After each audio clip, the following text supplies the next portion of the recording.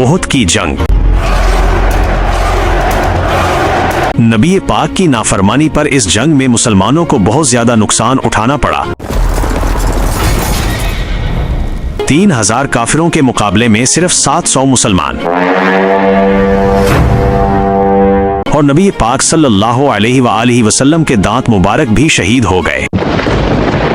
बदर में बुरी तरह शिकस्त के बाद अबू सुफियान पागल हो गया था। उसने पूरे अरब से 3000 काफिरों की फौज इकट्ठा की थी। उसका इरादा ये था कि इस बार नबी पाक सल्लल्लाहु अलैहि वसल्लम को शिकस्त दी जाए और मदीने पर कब्जा किया जाए। अब ये 3000 की फौज मुसलमानों पर हमला करने के लिए मक्का से रवाना हुई। दूसरी तरफ 1000 मुसलमान जंग के लिए तैयार बैठे थे। इस बार भी मुसलमानों की तादाद काफिरों की तादाद से 3 गुना कम थी। उहुद के मकाम पर कुफारे मक्का और नबी पाक सल्लल्लाहु अलैहि वसल्लम की फौज आमने सामने हुई। मुसलमानों के पास सिर्फ 50 घोड़े थे और हिफाजती सामान भी मौजूद नहीं था। दूसरी तरफ कुफारे मक्का के पास जदीद हथियार, घोड़े और एक नया चालाक सिपाही खालिद बिन वलीद भी था।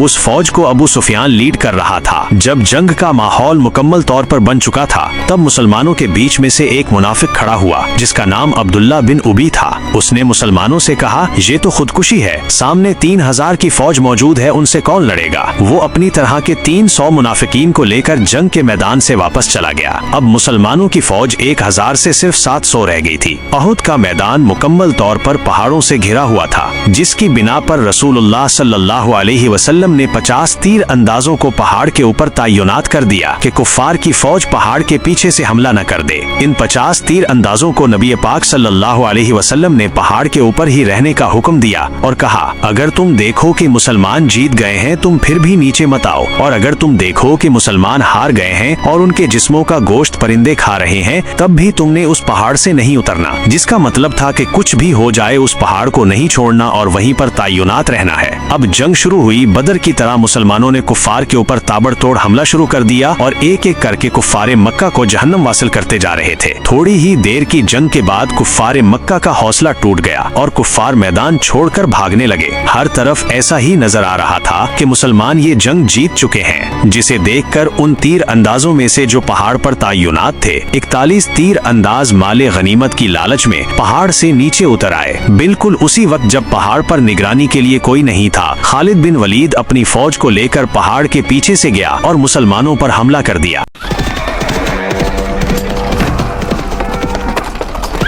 बहुत सारे असहाब इसी में शहीद हो गए। इसी लड़ाई के दौरान हजरत हमजा भी शहीद हो गए। इसी दौरान खालिद बिन वलीद के एक ग्रुप ने नबी पाक सल्लल्लाहु अलैहि वसल्लम पर हमला कर दिया। रसूलुल्लाह सल्लल्लाहु अलैहि वसल्लम की हिफाजत के लिए सिर्फ 9 लोग मौजूद थे। इन असहाब में से भी 7 असहाब को शहीद कर दिया गया और इसी लड़ाई में नबी पाक सल्लल्लाहु अलैहि वसल्लम का दांत मुबारक भी शहीद हुआ। जब ये मंजर मुसलमानों की फौज ने देखा तो वो नबी पाक सल्लल्लाहु अलैहि वसल्लम की हिफाजत के लिए वापस मुड़ी और नबी पाक सल्लल्लाहु अलैहि वसल्लम को साथ लेकर उहुद के पहाड़ के ऊपर चढ़ गई। अब अबू सुफियान की फौज पहाड़ों के ऊपर घोड़ों के साथ चढ़ नहीं पाई और मुसलमानों ने ऊपर से ताबड़तोड़ तीरों से हमला शुरू कर दिया, जिसकी वजह से कुफार की फौज पीछे हट गई और वहीं से उन्होंने वापस जाने का फैसला कर लिया।